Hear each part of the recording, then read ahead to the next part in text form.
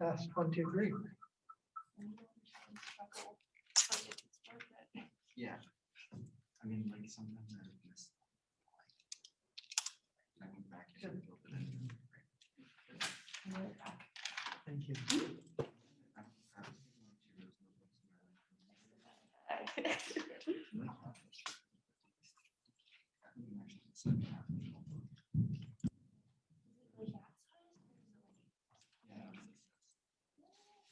Okay, so are there any questions from last time? We'll see there's a handout for today.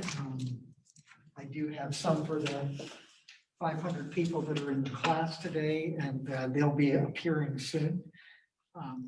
We won't need them until the very end of the lecture today. So any questions online? No questions online? So what we're moving into is flow in pressurized pipe systems. And for this, it's a continuation of what we've been doing. It's a continuation of the effects and the consequences of having a boundary layer. Before, we had the fluid flowing around the object, whether it was a golf ball, a frisbee, a flat plate, a flagpole. This is known in fluid mechanics terminology as external flows. Comparatively, though, we can have fluid contained within boundaries, for example, within a pipe and the pipe walls. And in those instances, again, in fluid mechanics terminology, these are known as internal flows. And that's what we're turning our attention to now. So in these piping systems, the difference is compared to the external flows, there's not usually a leading edge and a trailing edge. So you might have miles and miles of pipe, and there may be an inlet and there may be an outlet, but by and large, throughout the entire system, there's no inlet and outlet, there's just the pipe and the fluid moving inside of it. And in the majority of these systems, the pipes are sitting still. So the boundary is stable and the fluid is moving past the boundary inside a domain which is dictated by a boundary all the way around it. And so in these systems, what happens is the boundary layer stabilizes to a finite size.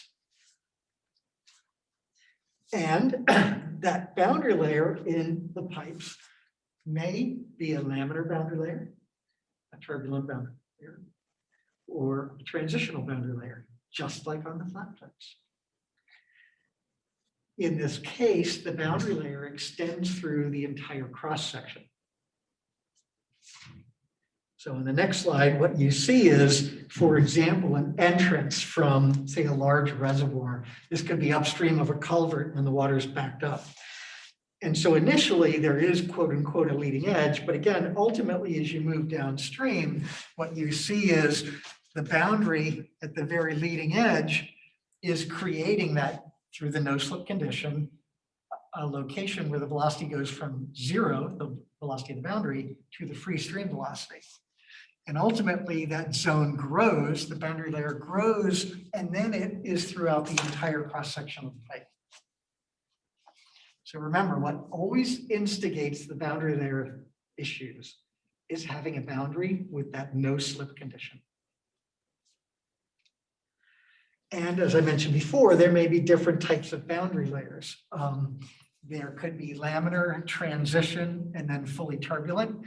And one of the things that should stick out in your mind here is if this is the y-axis, a horizontal axis, so you're looking in a horizontal plane, that's the y-axis, and we're plotting velocity along that y-axis.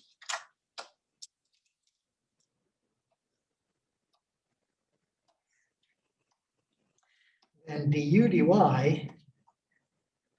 would be the inverse slope of that plot. And so a very steep slope of dy du, a very steep slope of dy du is a very flat slope of du dy. So why I draw your attention to that is in the turbulent boundary layer near the center of the pipe, you see a very steep dy du. That means du dy is very flat. And I'll bring that up later in the lecture. Comparatively, in the laminar case, dy du is flat, it's flatter than the turbulent zone, and therefore du dy is steep. Sorry, yeah, that's right. Okay, so what we want to do is look at a control volume between two flat plates. So instead of a circular pipe, we're going to look at two flat plates that are infinitely into and out of this slide to develop what's going on within pipes. And ultimately, if we can describe what's happening in this 2D scenario, we can ultimately relate this to what happens in pipe. And so in this two-dimensional scenario, normally we would have X and Z in this domain. So Z is collinear with the vertical axis and gravity, and X is a horizontal axis. But in this tilted domain, what we would like to do is recognize that these two flat plates that are parallel are inclined to the X direction by an angle of theta. And in that case, dz can be related to any inclined axis. What we want to do is have an inclined axis where the L direction is parallel to the two plates. And the Y dimension is perpendicular to the two plates. And you'll see why we're doing this when we move ahead. And so, as you can see on the bottom of this slide, dz/dl is equal to sine theta. So if we know how this thing is angled, we can identify the relationship between these two different coordinate axis systems. And so again, we have blue. Thank you so much. Oh, thanks. Do you want one of the copies? Can you do that? Yeah. Yeah, if you could make like, let's see, there's 500 in here, so make one for everybody. Okay. So we have flow in here, and remember that no slip condition is factoring in. And what we want to do is look at a very small coupon, or an element, as we'll call it. And in reality, this element is really thin and really small. It's differential in size, but my pen doesn't write in differential size. So this blue rectangle is the element, and it's going to have a differential size of dy in the dimension perpendicular to the angle of the two plates, and dl along the two plates. And those are consistent with that YL coordinate axis system that you see in green on this slide. And so now that we're looking at this, what we want to recognize is, with the same definition sketch, we'd like to look at pressures and shear stresses. And this is something we did months ago now. We're going to assume that in this fluid, on the left-hand side, again, we're assuming flow is going this way. On the left-hand side, we're going to have some pressure. And we're going to assume that as we move from one side of this element to the other, that the pressure changes. So the other side, we have some different pressure, P plus dP. And we'll talk about how that change in pressure occurs. And it's the same thing we talked about months ago. We're going to allow it to vary in space. And likewise, because we have shear stresses, because we have a change in velocity as we move through the fluid. When we have different planes of fluid moving right next to each other at different velocities, there are shear stresses between them. And so when we just focus on this little coupon, we've got a shear stress on the bottom, and a shear stress on the top. And just like the pressure can vary in space, we are going to assume that the shear stress varies in space. And you actually already have a description of what the shear stress is, and that's what I'm going to bring in later in this talk. So again, we can describe on this element, it's taken away from the rest of the flow field. This is a control volume. And we're looking at the body forces on this control volume. So if we take those pressures and stresses, we can convert them into forces in a two-dimensional aspect. So again, this thing is infinitely wide. But on the left-hand side, if we had pressure P and it's acting over the end section, which is dy in height, infinitely wide. The force on the left-hand side, which is a two-dimensional force, is just pressure times dy. Similarly, on the left-hand side, on the right-hand side, we had a pressure P plus dP. So it's a different pressure, and we have to figure out what dP is. But whatever that pressure is, in this case, P plus dP, it can be converted to a force by multiplying it over the area it acts. And that area is dy. And again, it's infinitely wide. And the width will cancel out of all of these terms. So that's why we only need to look at a two-dimensional element. The shear stress on the bottom acts over an area dl by, again, the infinite width. So F3, the force on the bottom, would be tau dl. And lastly, on the top, the force on the top, F4, would be tau plus d tau. That's the shear stress on the top, times the area it acts over, dl by the infinite width. And so we have these four forces that we identified. F1 and F2 were due to the pressures on the ends. We have F3 and F4, which were due to the shear stresses on the top and the bottom. And you'll notice that all of these are collinear with the L direction.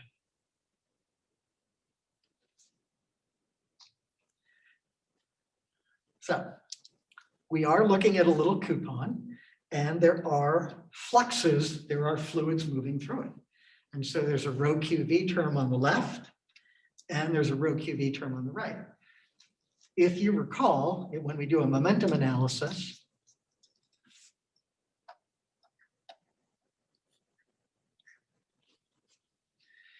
there are two sign conventions on the momentum flux terms. One is if it's entering or leaving. The other is if the velocity vector is in the positive or negative coordinate axis direction. So in this case, on the left-hand side, this is entering. And so that would have a minus sign. And the velocity vector is in the positive L direction, positive times the negative.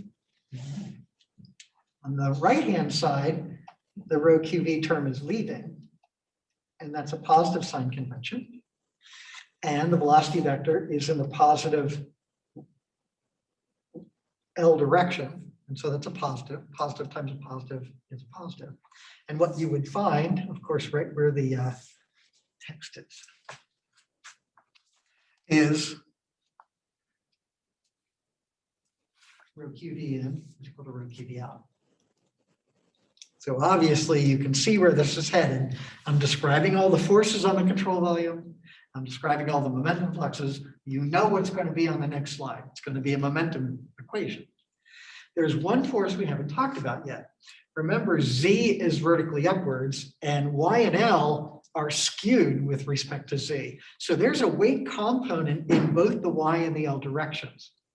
And as you saw from the previous slides, I've been focusing only what's happening in the L, in the direction of flow. So there is a weight to this coupon, and the weight component that is occurring in the L direction would be W sine theta. And now you have all the components. You have all the pieces to perform a momentum analysis for this two-dimensional element. You have all the forces and you have momentum fluxes. The only force that is not on this one is, I forgot to put it in, W sine theta. And so what we would say for this control volume is the sum of the forces would be equal to the sum of the momentum fluxes. 2 slides ago, we just identified that the sum of the rho QVs was 0. The momentum flux entering was equal to the momentum flux leaving. They were exactly the same. And so that just means that the sum of the forces on this control volume are 0. And those forces would be F1, the force on the left-hand side that you can see in this figure, F2, which is the force on the right-hand side on this figure. They're in opposite directions. F1 is acting in the positive L, and F2 is acting in the negative L. So it's F1 minus F2. F3 was the shear stress on the bottom. That should be a minus, the way I have these arrows. And F4 is acting in the positive L direction. So make sure you make that switch. And then WL is the weight component in the L direction, which is W sine theta. And that is acting in the positive L direction. So this sum of forces equation, we will substitute for F1 P dy, for F2 P plus dP dy, for F3 tau dL, for F4 tau plus d tau dL, and for WL W sine theta. And that's what's on the next slide. So the sum of the forces are going to be equal to 0. And as I promised, we have F1 minus F2 minus F3. I got the sign correct here. Minus F3 plus F4. And this is the weight.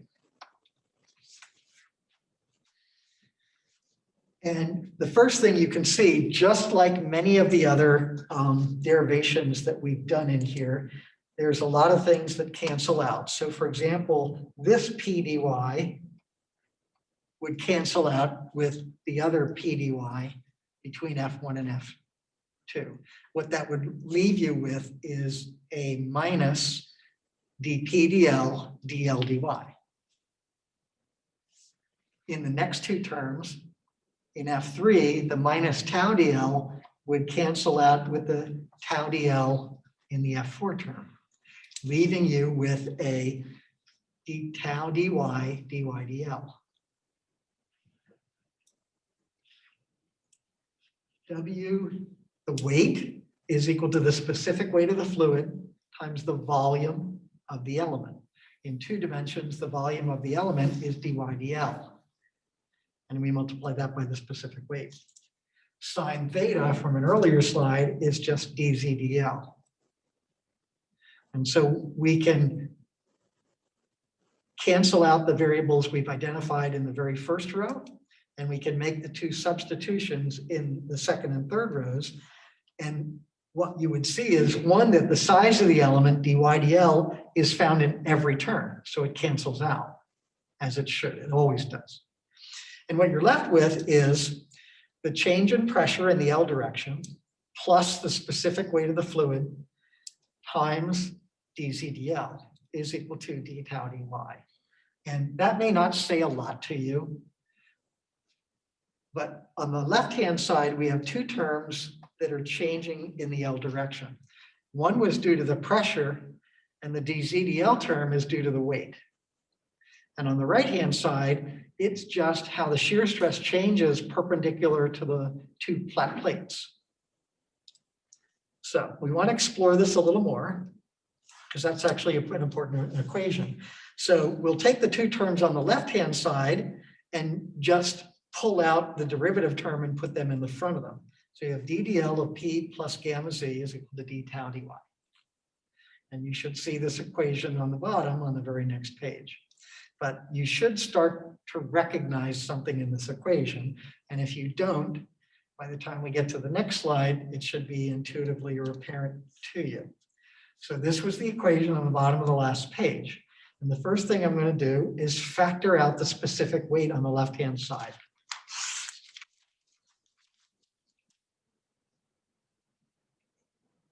The other thing we'll do is, on the right-hand side, use this expression, tau is equal to mu du dy. Have you ever seen that before? Anybody online want to type in if they've ever seen that before? I will accept yes or no. Okay, I got yes or no from everybody. That's good. Yes. This is your old friend Newton's law of viscosity. And you saw this like in the first week of lectures. And we've used it before when we were talking about the laminar boundary layer. So one caveat is, whenever we use this, we need to have laminar conditions.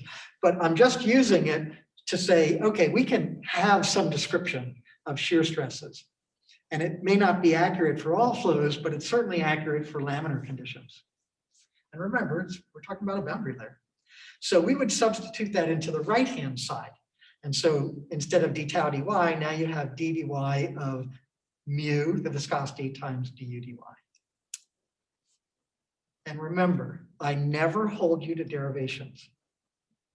It's what we get to at the end that's always important. I'm trying to pull you through by the nose kicking and screaming to get you to the final result. So the left-hand side, we had a gamma in front of it. I brought that to the right-hand side. So we reduced this.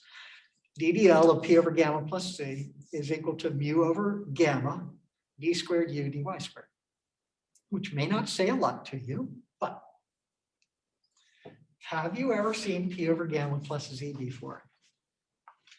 And if you say no, I shudder to think what came off of those second exam scores. So where have you seen this before? I'm just letting you think. This was in the energy. Remember, V squared over 2G plus P over gamma plus Z. Water surface elevation? P over gamma over plus Z would be a water surface elevation, or it would be a surface of a reservoir or the surface of the groundwater table. In all those cases, that is true. In this case, we're talking about pipes, so there will be no free surface. Yeah. HGL. It is the HGL. P over gamma plus Z is the HGL. That's correct. And the HGL is the EGL and free surfaces. So we're just going to call this potential energy, little h. But again, you know it is the hydraulic ray line, which is really good. So what does this mean? Here's the equation from the last page. And now you see I've put DHGL on the right-hand side. That's DDL of P over gamma plus C. And what it's saying is, when you have a velocity profile, du dy, you will have a change in the potential energy of your system. That's what it simply says. What started all this? No slip condition. You have pipe walls that are not moving, and you have fluid moving inside of them. That means there's a change in velocity from the center line of the pipe down to the pipe. Anywhere in that profile, you see a change in velocity. It all started with the no slip condition. If you have a no slip condition, you have a boundary layer. And that boundary layer, again, is just communicating something. It's saying to the entire flow field, there's a boundary somewhere in which there is zero velocity. And how it does that communication is by the velocity changing with distance. So in this case, you have a du dy, or that the velocity u is some function of the y direction. As we move in the y, you change velocity. And if you do have a velocity profile, if there is a u of y, then there must be shear stresses. Previous to this, what we would do is integrate those shear stresses over a surface to get the drag force. But now we're doing something else with it. If there are shear stresses because of that velocity profile, then you must have a change in potential energy as you move in the direction of flow. That's the key here. Now what the boundary layer is doing to you is requiring basically energy losses. You need to overcome those energy losses for the fluid to move. Again, this is the powerful slide that results from the derivation we just did. The boundary layer is now creating the fact that we will have energy losses in our system. And what's really, really important is that the energy losses are stolen from potential energy, not kinetic energy. Say that again. The energy losses are taken from potential energy. What we will find, though, is that the magnitude of the energy losses are related to the kinetic energy. And actually, that's what the d squared u dy squared term is saying. The larger and larger the velocity gradient, the higher and higher your energy losses are in the direction of flow. So if you had hardly any energy gradient, if U changes very little as you move across the pipe cross-section, you get hardly any energy loss in viscid flow, so to speak. So here is a very common looking turbulent velocity profile. You've seen this.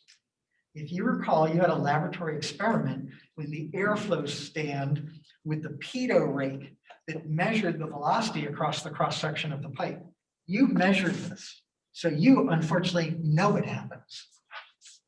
You can't plead ignorance in this case. And not uncommonly with these velocity profiles, these turbulent velocity profiles, you have a very steep du dy, very close to the pipe wall, but in the center, du dy is almost zero. Remember, this is y, and this is the u direction, and du dy is the inverse slope. So with this, notice I said before, after this slide, this will never be true again in this class. Before, we would have an energy grade line, and it was constant unless we had mechanical energy, a pump or a turbine. And if we had a constant diameter pipe and we had a constant discharge, then the velocity, the average velocity, would be a constant. And when we compare the hydraulic grade line to the energy grade line, the distance between those two is always v squared over 2g, the velocity head. And so in this scenario, on this slide, where you have a constant diameter pipe with a constant discharge and therefore a constant average velocity, the energy grade line and the hydraulic grade line are parallel to each other. We typically reference those two to some known point in space, or very locally, we could reference everything to the center line of the pipe. Here we would call that Z. So from Z, the energy grade line is Z plus P over gamma plus V squared over 2J. Whereas the hydraulic grade line is P over gamma plus Z. Okay, and again, that's what we were calling H, the potential energy in the system. So remember, once I click advance on this slide, this is no longer true. So now what happens? Here's our hydraulic grade line. What's happening? The hydraulic grade line is decreasing in the direction of flow. Why? Because we have a pipe wall and a fluid moving inside of it. That creates a no-slip condition in which we must have a change in velocity from the boundary somewhere up into the fluid. That creates a velocity profile, which creates shear stresses, which result in energy losses, a change in potential energy as we move in the direction of flow. So this is what happens. The hydraulic grade line must change. However, if this is the same diagram as the last figure, constant diameter, constant discharge. So the velocity, the average velocity, is a constant. So v squared over 2g in this picture is all a constant. And that would say, whoops, that the hydraulic grade line and the energy grade line must be parallel because v squared over 2g is not changing. So the energy grade line is sloping because losses were occurring from the hydraulic grade line. The AGL decreases in the direction of flow. You heard this as water flows downhill. That's not true. Water can flow uphill. Water flows, or any fluid flows, in the direction of decreasing energy. That's always true. And so when we look at this scenario, again, what would be happening in this case of a horizontal pipe, the center line elevation is a constant. What would be changing is P over gamma, We would keep stealing energy losses from P over gamma. Now, when we perform an energy analysis, remember before we would say B1 is equal to B2. That's not true anymore. You made me advance the slides, so it's not true anymore. Now what we would say is the upstream energy is equal to the downstream energy plus all of the energy losses that occur between 2 points. So you would select 2 points here, point 1 and point 2. And for those 2 points, we know we would have B1 and B2, and we can plot those. So here's B1. And B1 is the location of where the energy grade line is, right at that point. B2 is located above point 2, and it's the total Bernoulli sum, B squared over 2G plus P over gamma plus Z at point 2. And the difference between those is the head loss between those 2 points. And so you can see that B1 is an elevation greater than B2, and the difference between those elevations is the head loss term. Okay. So, energy losses. This is what we're going to spend probably 4 or 5 lectures on, and we only have 7 lectures left. So, HF, we're going to identify as energy losses due to friction. And we'll spend 2 or 3 lectures on that. HM are going to be what we call minor losses. The energy losses are due to friction are what we were just describing. Mu over gamma d squared u dy squared equal to ddl ddlh. That's friction loss. That's due to the boundary layer, the no-slip condition. However, there are locations where we increase turbulence very locally, increase internal friction locally, and increase or create internal energy exchanges. And when I say energy exchanges, converting V squared over 2G to P over gamma and back. And whenever you do that, there's a penalty. Mother Nature doesn't let you do that for free. And typically where we would see things like this would be in a pipe bed, in a valve, in an entrance or an exit, in a Y fitting, a T fitting, an expansion, a contraction. In these short transition areas, we tend to create an additional turbulence and an additional friction over and above the pipe friction itself. So in general, what we would say is along any path line when we're performing an energy analysis, we would say that, for example, B1 is equal to B2, upstream is equal to downstream energy, plus the sum of all the energy losses. And the sum of all those losses we can just call HL. But in a path, you could certainly have 3 valves, 10 expansions, 2 bends, and then you have pipe friction addition. So you can have different sections of pipe friction, and you can have different components of minor losses. The path line is a series system. Everything is additive, meaning the energy losses are cumulative between points 1 and 2 on your path line. You can certainly create a path line that's so short, it only has maybe friction loss, or it's on either side of a valve. And in that case, you only have the minor loss, or you only have the friction loss. So for the next few lectures, we're going to spend time on friction losses. And after that, we'll spend time on minor losses and then put it all together. And then to make it really fun, we'll throw in a pump or we'll throw in a turbine. And it's the same stuff we saw before. We're just adding another component to the energy equation. In this case, that component are energy losses.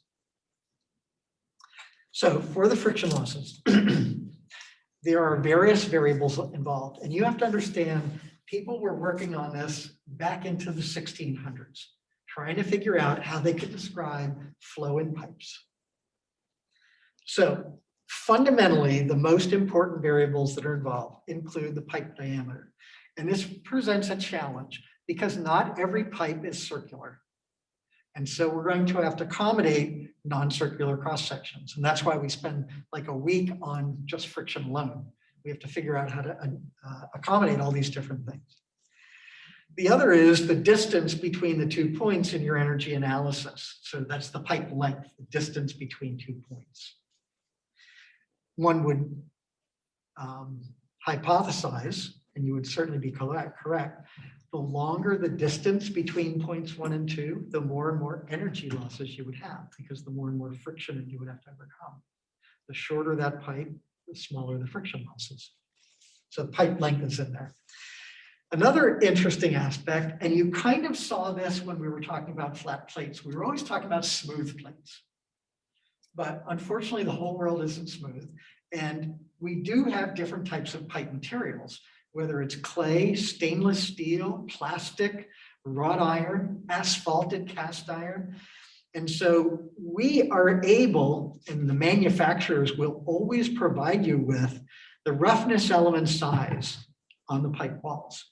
And this is where I think your textbook uses K sub S for the roughness element size.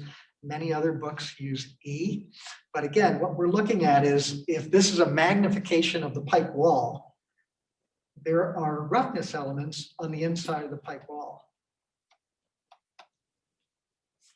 And this is physically the size of those roughness elements. That plays a big part on what the ultimate friction loss will be, as you can imagine.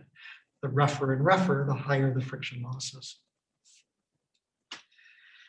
Another important aspect is the fluid velocity. Again, what we're trying to do is describe the friction loss. And we had this equation .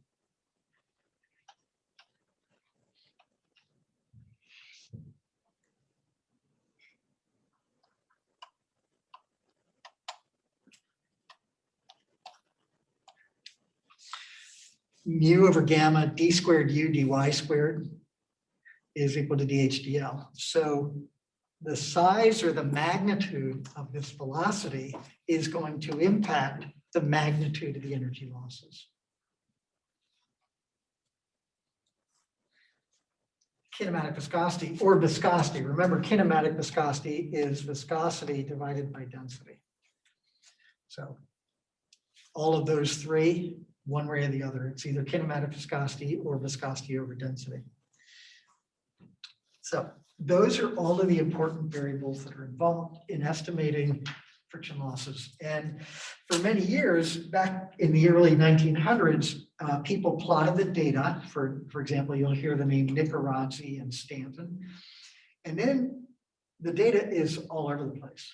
And then various people developed either graphical representations of that data or equations. And there were a lot of them. But our profession is a profession that likes to adopt things. And once we do, we don't change.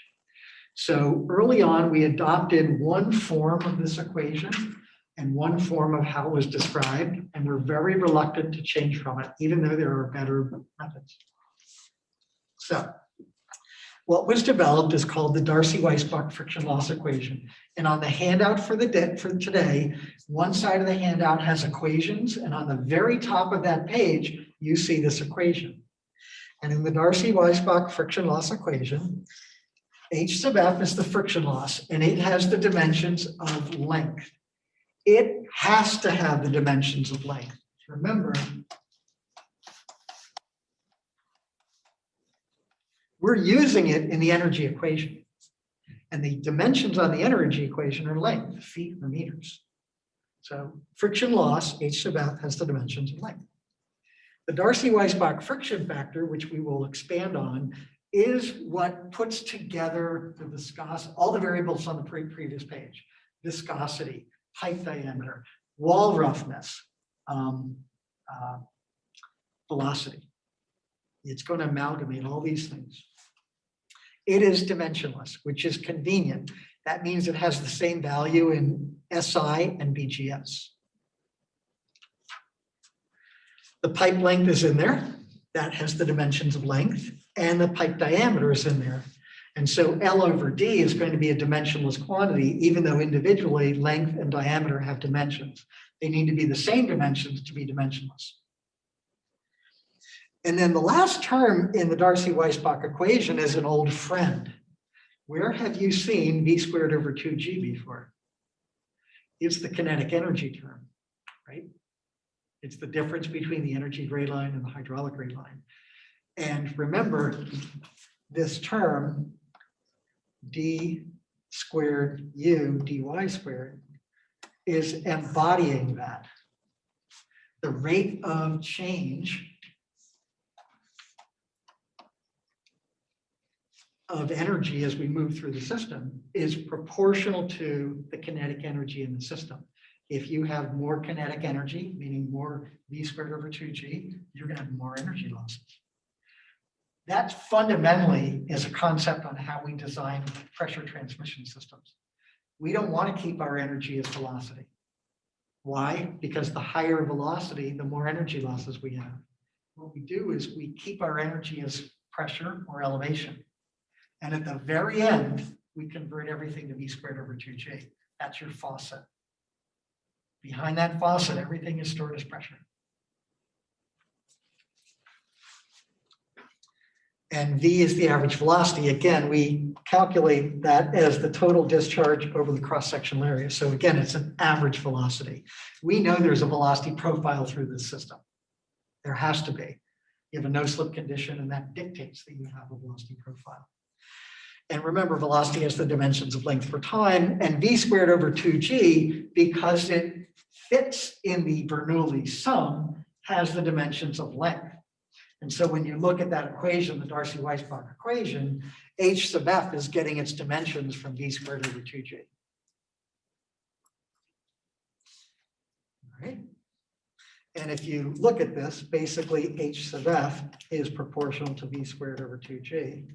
And the proportionality constant is FL over D. Excellent. And G is the acceleration of gravity. So, development of F. Again, people have been doing this for centuries. And what people did was collect all of the data in that initial definition sketch we had. So instead of two flat plates, they had a pipe. They had flow through the pipe, and the fluid had properties, and there were a distance between the pipe. And what they could do is measure the pressure, measure the velocity, measure the elevation. They measured everything in a Bernoulli analysis and then found the friction loss. And then with the friction loss, they were comparing it to all these other variables: length, diameter, velocity, head. And they developed this proportionality constant, the Darcy-Weisbach friction factor. So F had characteristics that relate to the boundary layer, because basically this all started with the boundary layer. And therefore, F would demonstrate characteristics in some cases where you had laminar conditions, other characteristics when you had transitional boundary layer conditions, and other characteristics of the friction factor in which you have completely turbulent. When we were talking about either drag on flat plates or drag on three-dimensional objects, we had drag coefficients or shear stress coefficients related to what the boundary layer was. Was it a laminar boundary layer, transitional, or turbulent? And that drag coefficient, remember, for example, for the sphere, varied as the Reynolds number. And so you had a portion of that curve that was linear. Drag coefficient was equal to 24 of the Reynolds number. And then it started to deviate from linear. And then it did something weird once it went from transition to turbulent. This odd characteristic is also, this is external flows. It's also happening with internal flows. The difference is we don't have a leading edge and a trailing edge. All we have is a fully established boundary layer in a section of pipe. And that boundary layer is laminar, transitional, or turbulent. So overall, the Darcy-Weisbach friction factor was best predicted by the Reynolds number, just as the drag coefficient in the figure above is best predicted by the Reynolds number and the shape of the object. Remember, we had a different plot of C sub D versus Reynolds number for all these different shapes.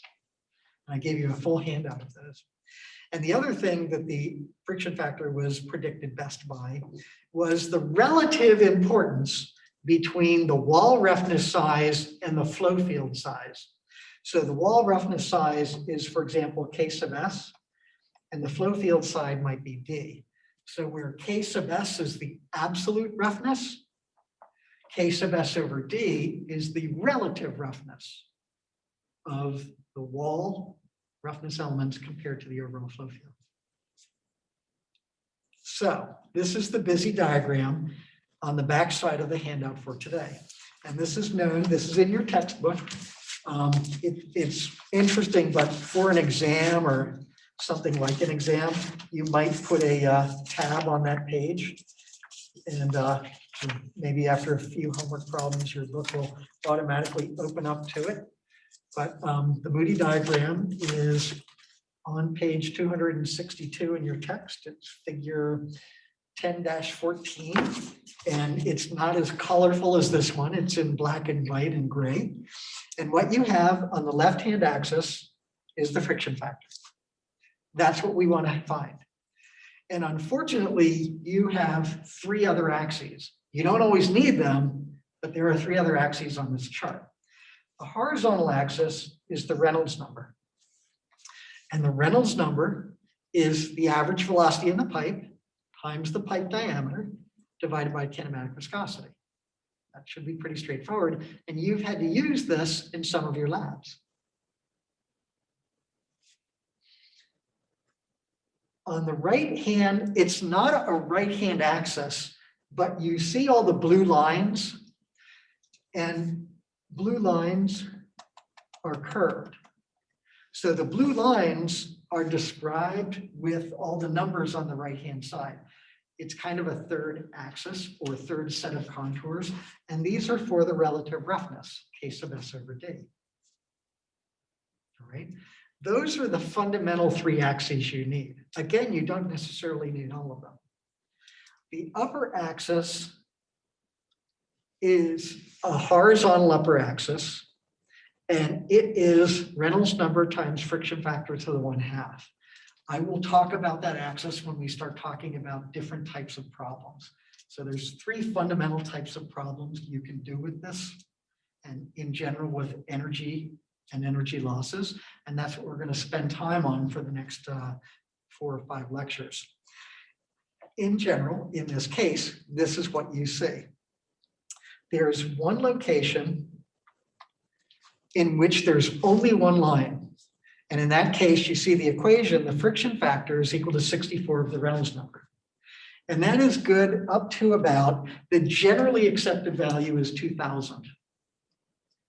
When the Reynolds number is less than 2000, some purists would use 1800. When Reynolds did experiments, he had a room with a tank of water and a pipe leading from it, just like you did.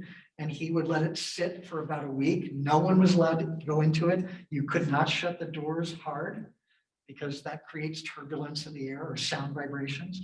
And he could actually maintain laminar conditions up to a Reynolds number of 10,000.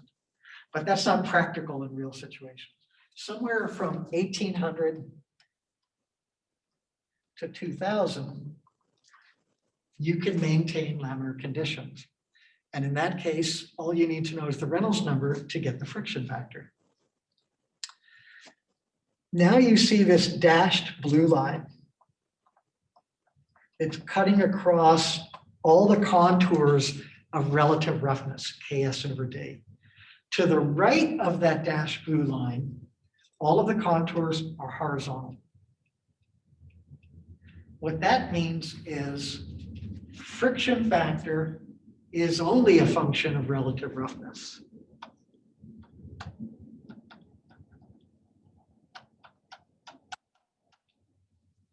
Remember here, we had friction factor is only a function of Reynolds number.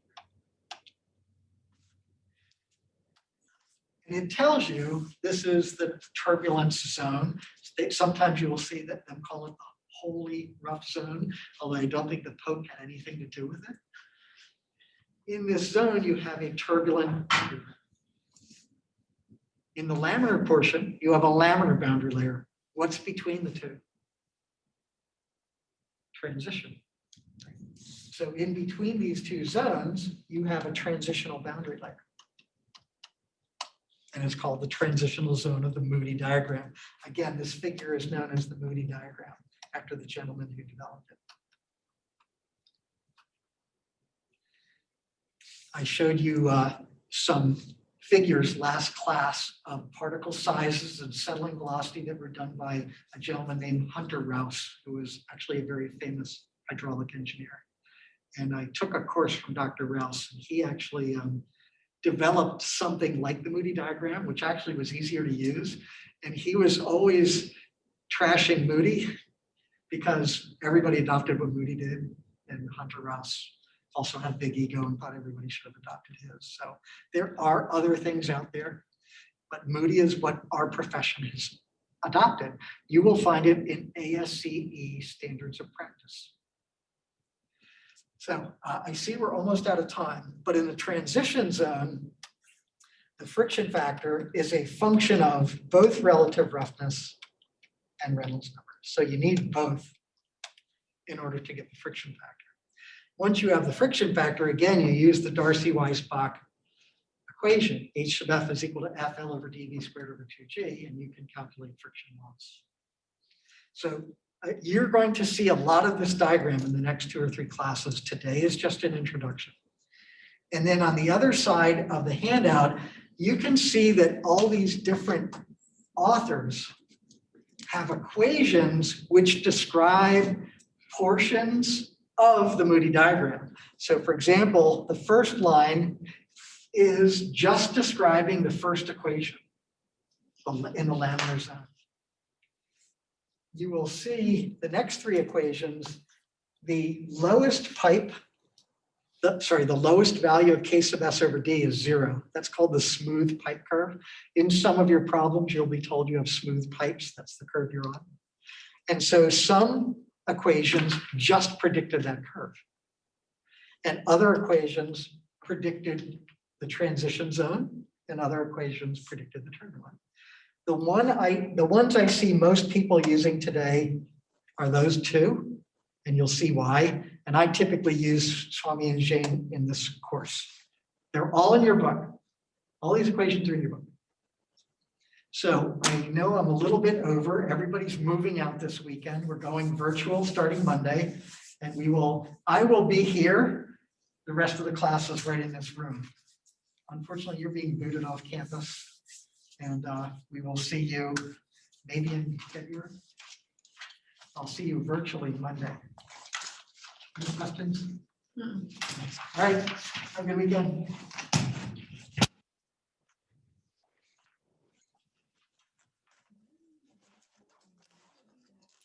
We're